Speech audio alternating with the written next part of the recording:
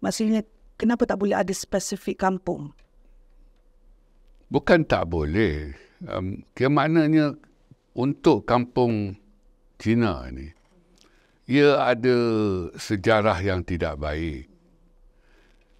Dan ia boleh... Semua kampung-kampung baru Cina di Malaysia memang diwujudkan berdasarkan sejarah itu. Ya. Jadi kalau misalnya kalau ada pihak lain cuba nak mengutarakan cadangan untuk mewartakan kampung baru Cina lain menggunakan nama yang lain, tetap sama.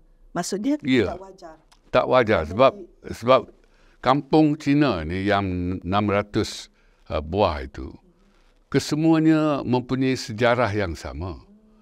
Dibentuk, dibangunkan, dibina atas dasar apa tadilah, iaitu untuk mengekang pergerakan penduduk Malaysia ataupun rakyat Malaysia yang bersubahat dengan musuh negara. Jadi ada unsur tak setia di situ.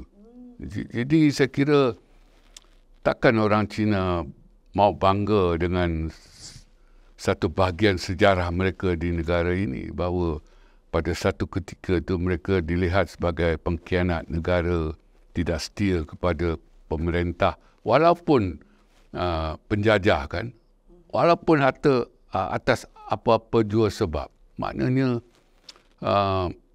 itu satu sejarah hitam.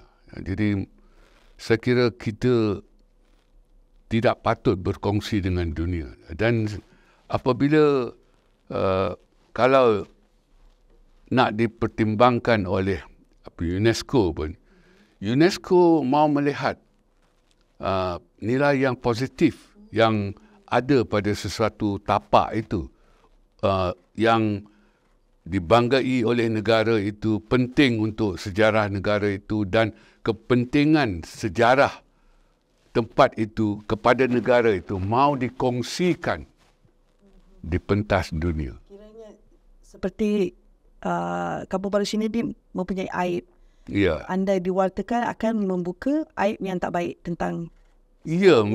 Maksudnya ia satu babak dalam sejarah kita yang memperlihatkan rakyat sendiri yang bersubahat dengan musuh negara. Jadi sudah tentu ia sesuatu yang mengaibkan kan. Dan entahlah, saya pun tak tahu sama ada orang Cina sedar ataupun tidak tentang nilai ini yang bagi saya tidak sepatutnya kita angkatlah mewakili Malaysia dan secara tidak langsung mewakili etnik Cina itu. Prof sendiri sebagai orang Cina. Ya. Pandangan Prof sendiri, apakah orang Cina nak? Sebelum ni, sekarang kampung baru, sebelum ni hak sama rata. Pandangan Prof sendiri macam mana? Sebenarnya saya pun tak tahu apa orang Cina nak. Ya, apabila kalau kita tanya apa lagi orang Cina nak, jadi mereka melenting. Kan? Mereka tak suka dengan soalan macam tu. Tetapi daripada hal-hal yang dibangkitkan oleh etnik Cina ni, kita pun tak tahu apakah sebenarnya matlamat akhirnya kan. Ya, ada yang mengatakan dari segi politik ini satu perancangan untuk menjadikan Semenanjung ini sekurang-kurangnya seperti Singapura dan sebagainya. Saya kira realiti itu tak boleh kita tolak pun. Maknanya ialah rambut sama hitam hati lain-lain kan. Kita pun tak tahu.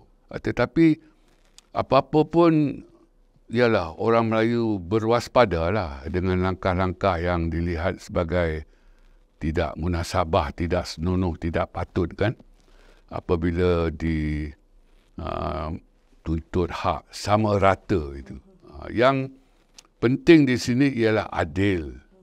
Adil itu maknanya ialah kesamaan yang diberikan berdasarkan keadilan itu kan, sebagai bukan penduduk asal dan sekian-sekian lah. Tetapi mereka nak sama rata itu dan mereka lupa bahawa ini negara yang bertuan. Jadi apabila mereka datang ke sini dibawa oleh British, negara ini sudah ada tuannya.